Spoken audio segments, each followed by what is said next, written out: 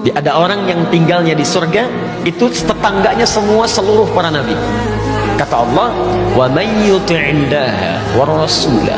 Ada orang-orang yang mau taat kepada Allah dan Rasul, taat secara mutlak. Kata Allah salat, salat. Kata Allah puasa, puasa. Gak pernah nanya, ya Allah kenapa subuh 2 rakaat? Padahal 2 rakaat aja masih ngantuk, gitu kan? Ya Allah kenapa harus puasa? Ya Allah kenapa 2:1 warisan? Ketika diperintahkan dia kerjakan. Maka orang itu faulaika ma'alladzina an'amallahu 'alaihim minan nabiyyin. Kalau benar dia taat kepada Allah dan Rasul, dia tunaikan secara sempurna, maka di surga kata Allah saya tempatkan dengan semua para nabi. Maka kalau anda rajin tahajud, maka lakukan tahajud sesuai dengan ketentuan Nabi. Bagaimana cara Nabi tahajud? Pelajari hadis-hadisnya. Ya, bagaimana Nabi, berapa jumlah rakaatnya, bagaimana kekhusyuannya. Ketika tahajud anda diikutkan, ingin seperti Nabi berusaha mengerjakannya, maka anda berpeluang memasuki level surga yang ini. Masuk lewat pintu tahajud, level surganya langsung dengan para nabi.